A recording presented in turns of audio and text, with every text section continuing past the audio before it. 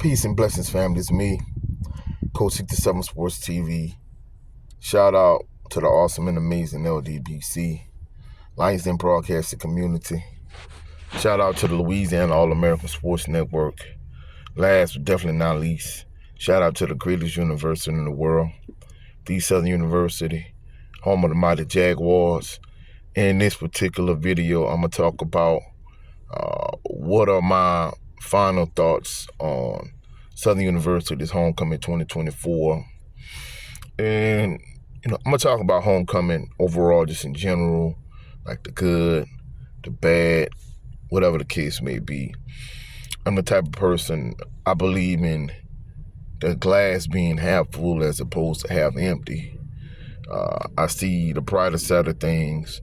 So typically when I want people to tell me news, I want them to start with the bad first. So I'm going to start with the bad in terms of homecoming 2024.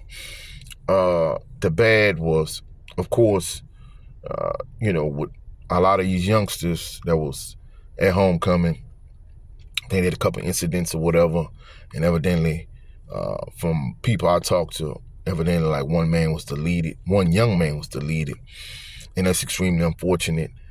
It's never good when someone loses their life, especially, around some homecoming festivities or just in general. Anytime someone loses their life, that's, nothing good about that. And, the fact that that happened, I think it's bad. And, the day and age we live in 2024, what everything that's good is bad and bad is good. It's like the world is turned upside down. And anytime it comes to black people in general, black men in particular, it's like when one black man does something wrong, it's a reflection on all black men negatively.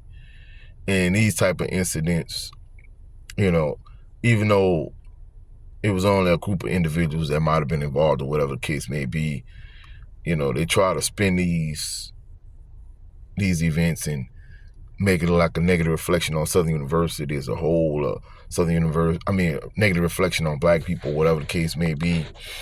And that's why, you see someone like me and other members of the LDBC, we speak out against the whole No Diddy situation. It's not that we defending Diddy, but there's white men that have done like far, far, far worse than him.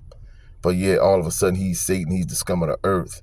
When you got people like Vince McMahon and James Dolan and Garth Brooks and Vitaly Klitschko that people don't even make reference to when it comes to this type of thing. So we see the double standard. And it's the same when it comes to Southern University. If there's some type of scandal at Southern University where some funds was misappropriated, it's all over WAFB and WBRZ and the Advocate in this. It's a major negative thing where the same thing happens at PWIs all the time, like LSU. The difference between Southern and LSU, the state of Louisiana owes Southern University $1 billion. And also, LSU has a lot more funds to misappropriate, so they're not going to miss it as much. The Southern is going to miss the funds misappropriated at Southern. So, you can't paint this narrative that, all they do is steal is Southern and these other HBCUs. That's not true, because these HBCUs are underfunded and are owed $12 billion by respective states and the government and so on and so forth. So, the whole deletion of the young man is like the worst part of, homecoming weekend. Also, the traffic. Like, it took me between 3.5 and 4 hours. It took us between 3.5 and 4 hours to actually get on campus. And it's ridiculous.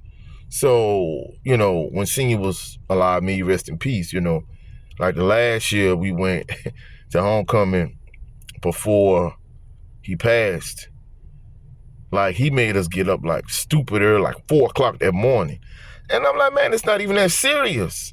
But, looking back at it in retrospect, like, if you want to go on campus and tailgate, yeah, you probably want to, go on campus wake up for 4 and be on campus for 5 to beat all the traffic on campus.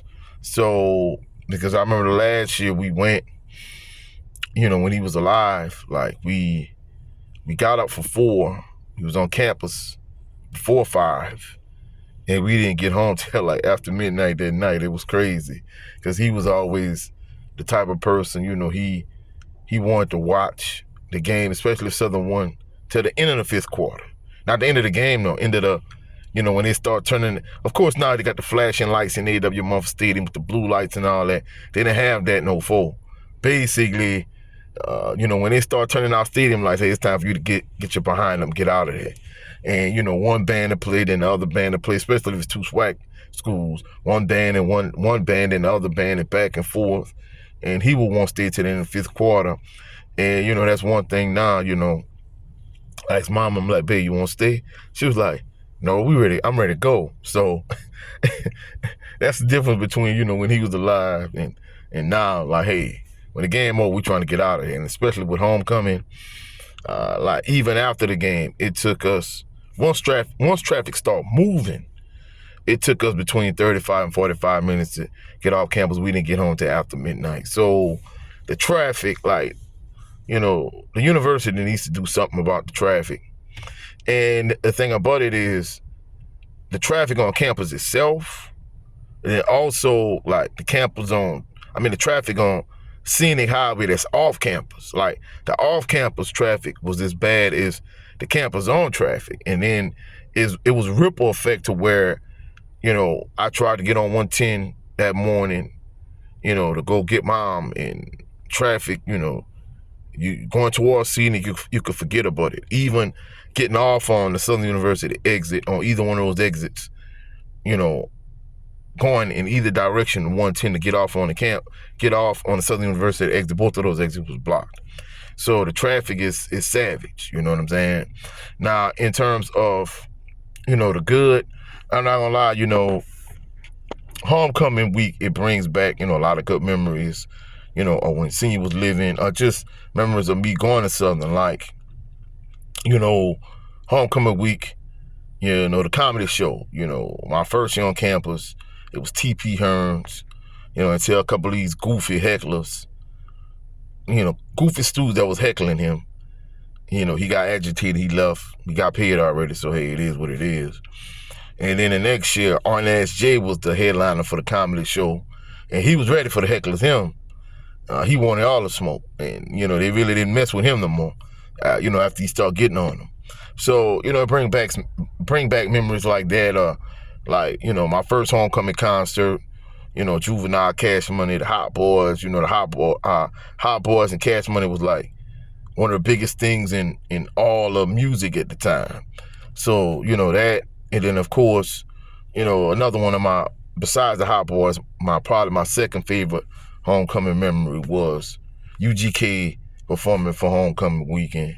For the homecoming concert. So the Hot Boys, UGK, like that was some like real memorable homecoming shows. The comedy show, T.P. Hearns, Arnaz J, that was like, extremely memorable. And the game itself, I'm not gonna lie, I'm gonna be truthful. As someone that graduated from Southern University, someone that's been going to Southern University football games for over 40 years, I'm more of a proponent of, you play a school like a Savannah State, like a Virginia Lynchburg, like Lincoln, like Allen, a smaller school.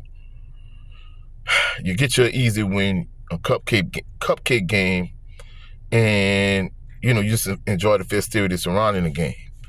The one thing about playing, Alcorn State was that was the best home game I've been to all season, hands down, easily. So it was the best home game, and it was a good SWAC game. So that was good, but the thing about it is, I still prefer to play like the smaller teams. The reason being is because you're going to get that easy win for one.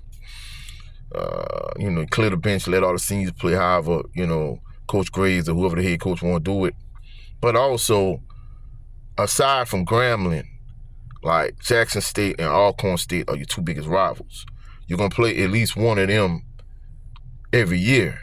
So, you got a lot of Jackson State gonna bring a crowd. You got a lot of people from Natchez that, you know, that live in Baton Rouge, and a lot of people that graduated from Alcorn live in Baton Rouge also. So you know you're gonna draw a crowd with that game. Why not just double dip? Everybody gonna come for homecoming anyway. You know, so, you know, instead of, you know, you playing Alcorn State or Jackson State for homecoming, just play a smaller school for homecoming. And then also you could get you that second payday. That's 2 paydays in one season. But instead, you know, you play Alcorn State. And, you know, one thing about playing a smaller school like a Savannah State, I remember when they played Virginia Lynchburg, like literally as soon as the halftime show over, you know, people start filing out of A.W. Monk Stadium. And it's a steady, like, it's a steady trickle in a way where, you know, they gradually leaving, gradually leaving, gradually leaving, gradually leaving. Nobody really stayed. Some people stay to the end, you know, whatever. But it's not a sudden rush where, like, the Alcorn State game this year for homecoming. Like, basically, you got people staying to the end, and when it's time to go, like, the traffic was even worse. So I think if you'd have played a smaller school, I think when it was time to leave, I don't think the traffic would have been as bad. But overall, you know, I was extremely and pleasantly surprised, you know, with the game itself. And just homecoming overall, I thought it was excellent and amazing. You know, I went over my good for homecoming. I went over my bad for homecoming. But overall, I enjoyed it. I think the worst parts of it was, you know, the young man being deleted, the traffic. Of course, in terms of the good, the game was excellent and amazing. It brought back a lot of good memories. But overall, you know, I was pleasantly pleased with homecoming. And hopefully homecoming 2025 is even better than homecoming 2024. If you found any value in this video, like the video, share the video, comment in the comment section. Subscribe to the channel. Also click the notification bell so you can be alerted anytime I post any new videos. You know, go check out my other LDBC brethren. My brother Gerald 11 Green on his channel with his show, The Southern Baller Show. My brother Brent Fox on his channel with his show, It's Just Me, starring Brent Fox and his 20 by 20 series.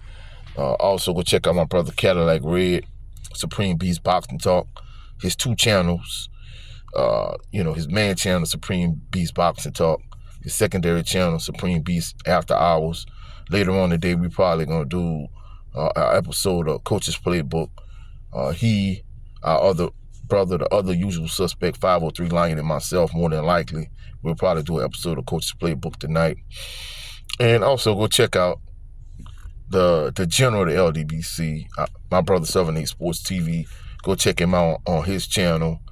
His primary channel, 78 Sports TV. He has a huge following, almost 100K. I think YouTube probably shadow banning his channel, you know. But even with that being said, go check him out, especially his backup channel, LDBC General. You know, I'll catch y'all on the rebound. Hopefully y'all enjoyed this video. Y'all have a blessed, phenomenal day. Peace and blessing to everybody.